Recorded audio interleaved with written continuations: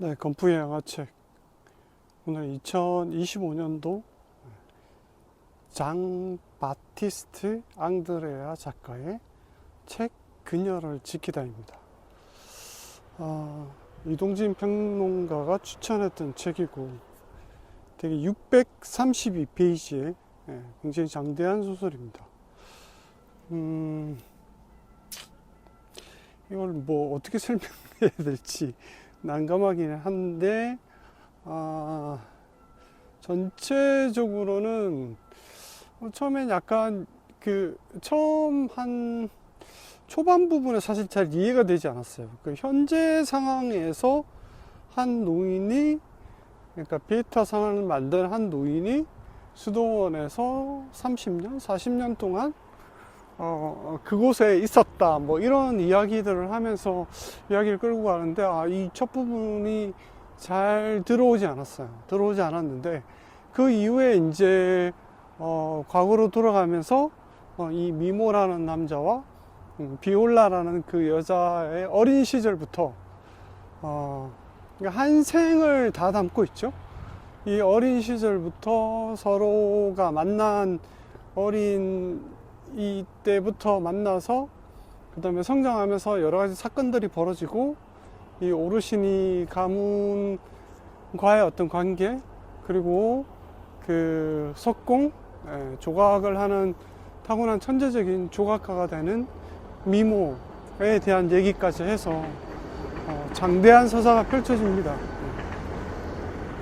거기에 이탈리아가 처해 있는 어떤 역사적인 어떤 파시즘에 대한 어떤 얘기들도 한 맥락을 가지고 있고, 오르시니 가문에 대한 어떤 권력과 그리고 어떤 시대의 흐름에 가문을 유지하려는 그런 욕망, 이런 것들도 있고, 그리고 아무래도 이 미모와 비올라가 어떻게 되어가는 건가, 이어지는 건가. 근데 굉장히 약간 우리가 흔히 생각하는 그런 사랑은 아니고, 서로를 그냥 지켜봐주는, 서로를, 그래서 그녀를 지키다구나 제목이. 그녀를 지키기 위해서 계속 곁에 있는, 언제나 서로가 곁에 있는 약간 그런 느낌의 두 사람의 어떤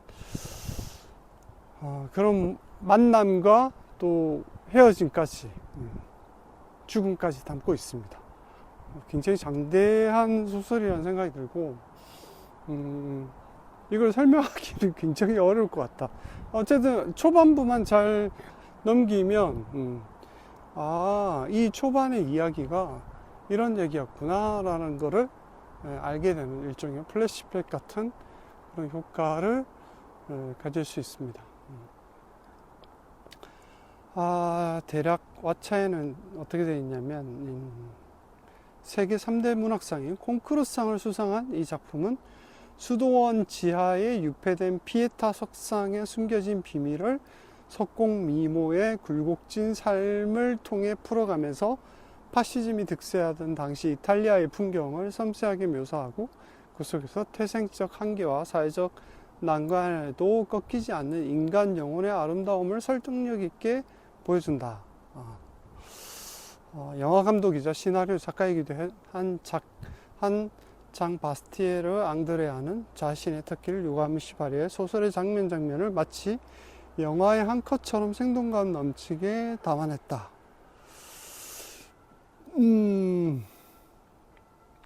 바티칸이 피에타 석상을 수도원 지하에 가둘 수밖에 없었던 비밀스러운 사연과 왜 소정을 타고난 천재 석공예가의 고난과 역경, 그의 운명인 오르시니 가문의 막내딸 비올라의 자해를 향한 투쟁까지, 우리는 책장을 넘기며 이탈리아 소도시 피에르트라 달바의 오렌지 나무 가득한 풍경 가운데 에서 짙은 사이프러스 향을 맡고 석공의 돌적인 소리를 음악처럼 들으며 주인공 미모와 함께 하나의 생애를 살아낸 듯한 감각을 느끼게 된다. 이 정도 줄거리입니다. 아주 정리를 잘한 것 같아. 저는 이제 정리를 할 자신은 없고요. 어쨌든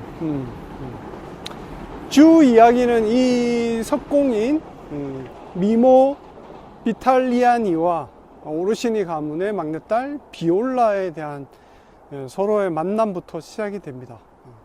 굉장히 좀 특이한 만남이죠. 신분의 차이도 약간 있고 같은 나이지만 숲에서 우연히 만나게 됩니다. 그것도 그 비올라가 곰으로 변신한다는 어떤 소문이 있었고, 그래서 곰이 되어서 나타나면서 그게 곰이 아니라 곰을 키우던 곰에게 옷을 입힌 뭐 그런 설정이었습니다. 어쨌든 나중에 미모는 그래서 이 오르시니 가문에게 그 곰 조각을 내서 선물을 하기도 하죠. 그녀는 비올라는 책을 굉장히 많이 읽고 하늘을 날아다니고 싶은 욕망이 있습니다. 하늘을 날고 싶은 욕망. 그래서 어린 시절 미모와 함께 하늘을 날 수 있는 방법들을 막 연구하고 그리고 미모에게도 책을 훔쳐다가 책을 구해다가 아버지 서재에서 책을 구해다가 빌려주기도 하고, 미모도 그렇게 해서 책을 읽기도 합니다. 어쨌든 그 시대적으로 그녀가 그 공부를 하거나 책을 많이 볼 수 없는 그런 시대였던 것 같습니다. 그럼에도 그녀는 자유를 꿈꾸고 약간 혁명적인 투사의 어떤 성격을 가지고 있는 비올라입니다. 그래서 뭐 혼인도 집안이 정한 어떤 그런 상황이었고, 어느 날 그녀는 옥상에서 만든 날개를 달고 뛰어내립니다. 그래서 거의 죽음 가까이 가는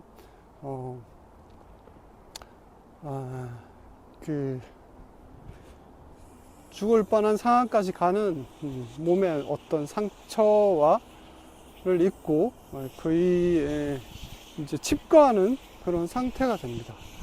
그런 와중에 이 미모는 이 오르시니 가문을 떠나서 피렌체에서 일종의 석공을 배우게 됐죠. 배우게 되는데, 처음에 여기 왔을 때 삼촌이란 사람한테 왔는데 뭐 돈도 안 주고 부려먹기만 하고 거의 학대 수준의 그걸 당하고, 피렌체에 가서도 많은 무시를 당하면서 나중에는 뭐 여러 가지 고난을 겪다가 막 서커스단에 막 들어가기도 하고 그런 어떤 과정들이 있습니다. 그래서 미모와 비올라가 서로 헤어져 있는 동안에 그런 여러 가지 상황들이 펼쳐지고, 미모가 어쨌든 그 돌을 보면서 조각상의 이미지가 떠오르는 그런 천재적인 어떤 재능을 가지고 있으면서 그 재능이 점점점 부각이 되면서 미모는 점점 성장하게 됩니다. 그래서 오르시니 가문의 거의 가문을 큰 역할을 하는 그런 석공으로서 자리를 잡게 되죠. 그러면서 다시 비올라를 만나게 되지만, 이미 서로 비올라는 결혼을 한 상태고, 그 상황 속에서 이제 뭐 정치적인 상황이라든지 그 집안과의 어떤 문제, 그런 것들로 약간의 대립과 그런 걸 겪게 됩니다.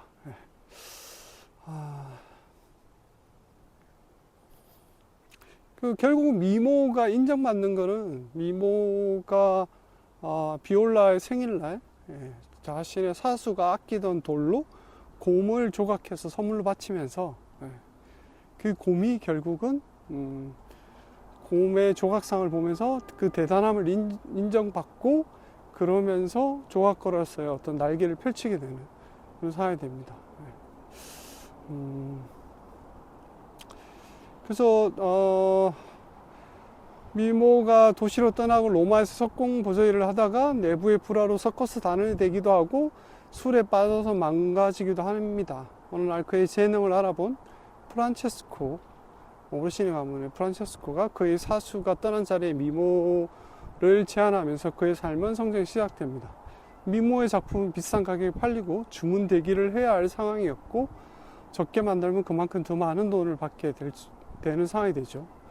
비올라를 다시 만나지만 그녀는 결혼을 했고 오르시니 가문의 석공으로서 명성을 얻게 됩니다. 미모는 돈과 차와 명예와 부를 모두 가지게 된 미모 앞에 어느 날 어머니가 나타나고 비올라는 미국을 가겠다고 하고 다시 미국 다시 돌아오게 되고 지역 의원에 지원하게 되고 국회에 지원하게 되고 그 경쟁 가문인 캄팔라 가문으로부터 고속도로 건설 이권으로 인해서 위험에 처할 수 있다는 얘기를 듣고 결국 협박과 이런 것들을 받는 그런 상황들까지 미모가 항상 옆에 있습니다. 마지막 장면에서 큰 지진이 일어나는데 거기서 이제 모든 것이 다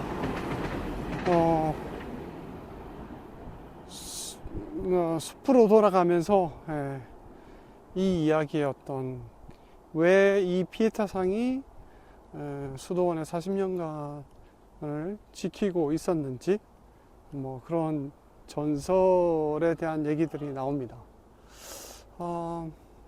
결국 피에타상은 저도 피에타상을 봤는데 피에타상의 어떤 구조 이런 얘기들도 실제 그래서 이 미모가 미켈란젤로에 대한 어떤 그런 것인가 했는데 그건 아니고 여기도 엄마가 미켈란젤로의 어떤 그걸 느끼면서 이름을 이렇게 지었다고 하죠. 어쨌든 피에타상이 여러 가지 종류가 있는 것 같습니다. 그래서 여기 소설에 나오는 피에타상을 조각한 한 석공에 대한 얘기라고 할 수 있습니다.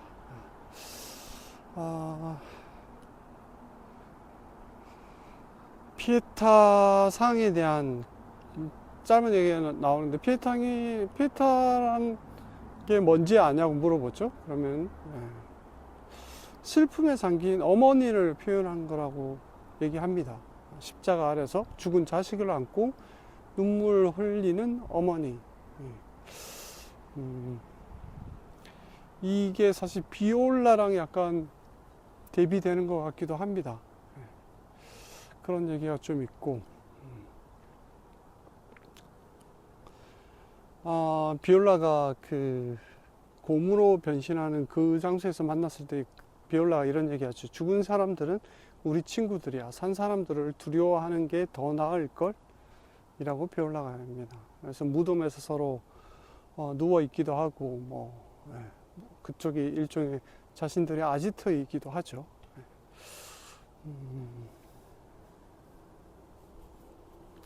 우리는 그런 줄도 모르고 황금신전과 궁궐 위를 걸어 다니는데 그곳에는 두 눈이 희고 피부가 창백한 주민이 흙 하늘과 뿌리 구름을 이고 살아간다. 112페이지에 이런 얘기가 있고요. 어디서 향수 냄새가 나는데. 이름이 미켈란젤로 부오나로티라고 되어 있네요.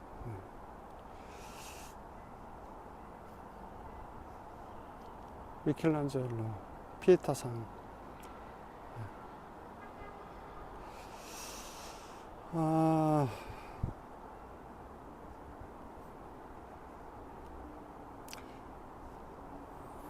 그냥 왓챠에 비올라에 대한 이런 얘기는 나는 우리보다 앞섰던 다른 많은 여자들처럼 우뚝 선 여자다. 비올라의 어떤 캐릭터가 굉장히 매력적입니다. 어떤 상황에서도 굴하지 않는 약간 혁명의 전사 같은 그런 모습을 하고 있습니다. 그렇게 다치고 수술도 하면서 몸이 망가졌지만 여전히 강인함을 보여주는 그런 그녀, 똑똑하고 책도 많이 보고 기차가 너무 지나가서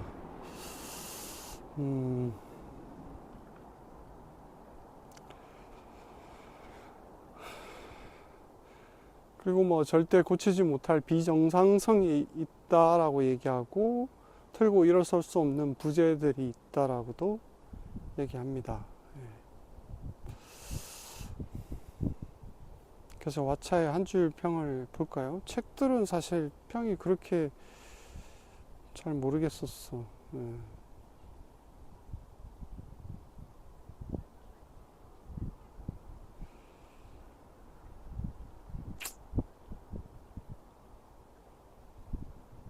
세계문학 전집에 새로 추가되어 할 소설로 되어 있고,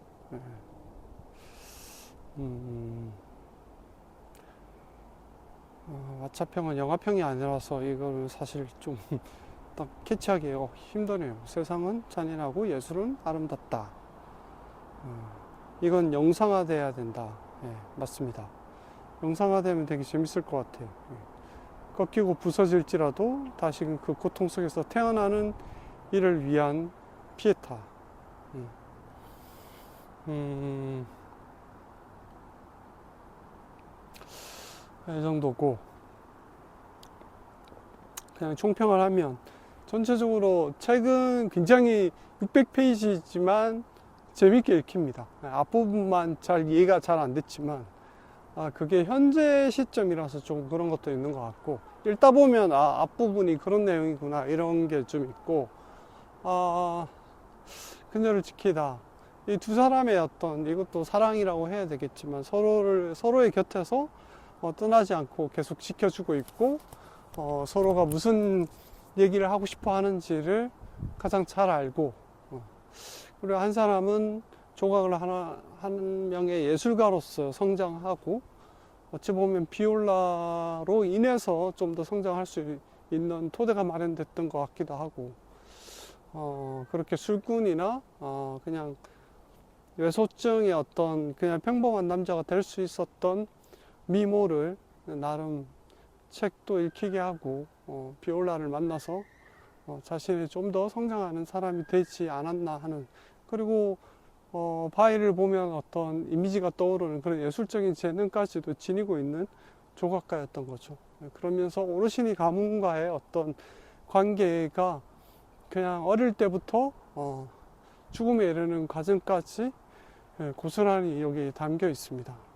여기에 뭐 역사적인 이탈리아나 뭐 피에타상이라든지 이런 것도 연결이 돼 있고, 뭐 파시즘도 나오지만, 그 속에서 서로가 서로를 약간 그렇게 거리를 두고 객관화하면서 지켜주는 둘의 어떤 관계가 굉장히 독특한 설정 같기도 하고, 하지만 그게 사랑이라면 사랑일 수 있는, 그런 게 되게 좀 독특하다. 그리고 그런 그녀를 결국 이런 그 슬픔의 어떤 피에타상의 그 어머니가 자식을 잃는 그런 슬픔을 미모도 느끼지 않았을까라는 생각도 듭니다. 그래서 소설적으로 굉장히 잘 읽히는 소설이다.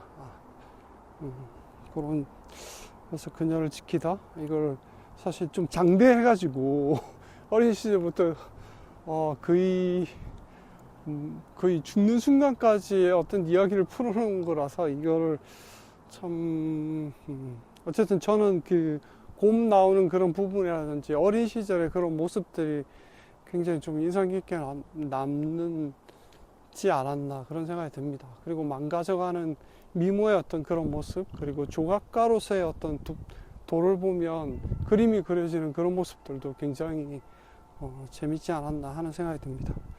오늘은 2025년도 이동진 평론가의 추천자 장 바티스트 앙드레아 작가의 소설 그녀를 지키다 였습니다. 안녕.